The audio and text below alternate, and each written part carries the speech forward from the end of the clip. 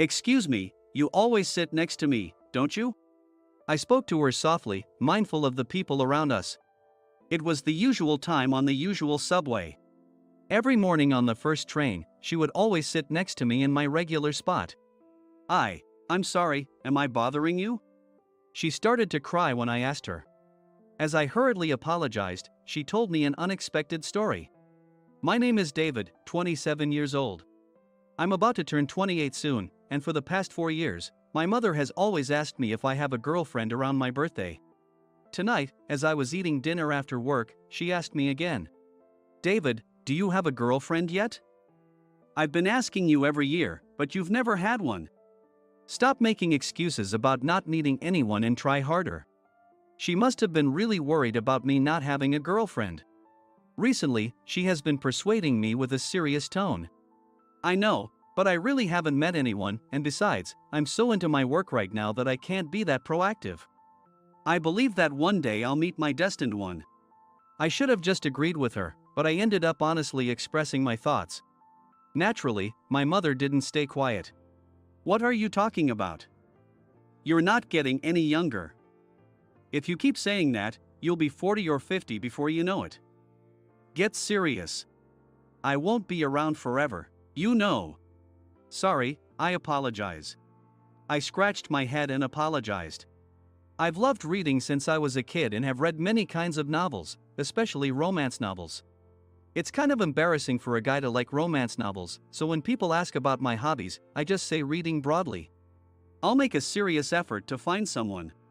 My mother looked very satisfied with my declaration. I'm glad I've been nagging you for almost 4 years.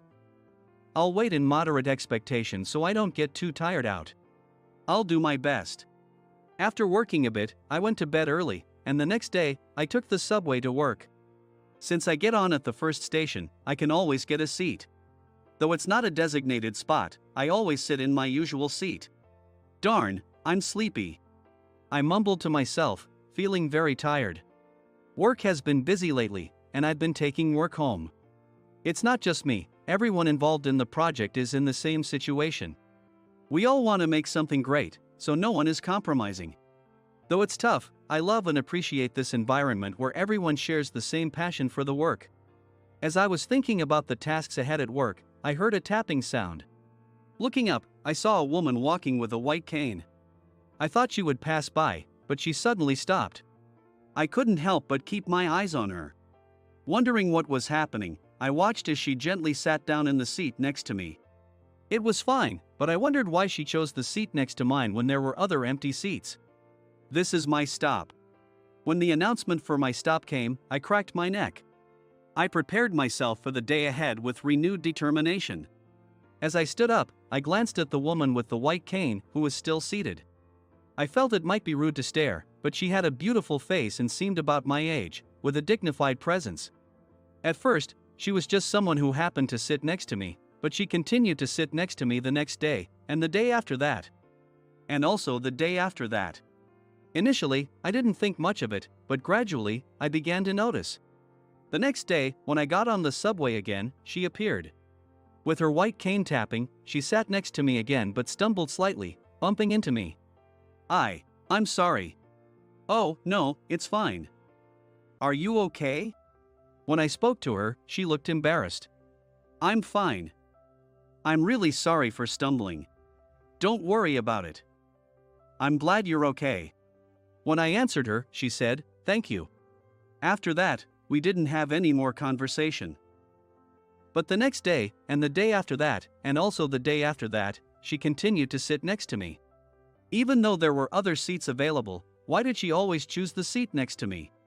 Puzzled, I decided to talk to my mother about it as if it were just casual conversation. Mom, there's this woman with a white cane who sits next to me on the subway every morning. Even though there are plenty of empty seats. My mother looked puzzled. That's strange. She can sit wherever she wants, but it is suspicious. Why don't you try sitting somewhere else tomorrow? Maybe I will. It's not that I mind, but I'm just curious. Yes, try sitting in a different seat and see what happens. I agreed with her suggestion and said, I'll do that. The next morning, I got on the subway as usual but sat in a different seat. I pulled out my planner to check my schedule for the day when I heard the tapping sound again. I looked up from my planner and saw her walking towards me. She approached the seat I usually sat in and seemed about to sit down but stopped abruptly. Then, tapping her cane again, she started walking through the subway car. She stopped right in front of where I was sitting in a different seat. Just as I suspected, she sat down next to me again. Seriously? I thought, but getting up now would seem rude, so I stayed put and continued reading my planner. When I got off at my station, I glanced at her, but she seemed unchanged. I got off the train and went about my day. Really? What do you think is going on? You haven't done anything to her, right? After explaining the day's events to my mother when I got home, she still found it mysterious but concluded that it must not be my fault. Of course not. I've never done anything. At least, not that I can remember. Maybe she sees things differently, though. My mother agreed, seeming to understand. That's true. Even if you think you haven't done anything, it might be different from her perspective. I thought about it again, but I couldn't come up with any explanation. Maybe I'll try sitting in another seat again tomorrow. I guess I shouldn't worry about it. Sorry, I've got some work to finish up tonight. So I might be up late. Could you wake me up if I don't get up? Sure, no problem. Busy, huh? I'll wake you up as usual in the morning. Thanks. I appreciate it. I'll set an alarm, but just in case. After asking my mother, I washed the dishes, took a bath, and went to my room. I had an important meeting the next day. The company I work for, Harris Trading Company, is quite a major player among trading firms.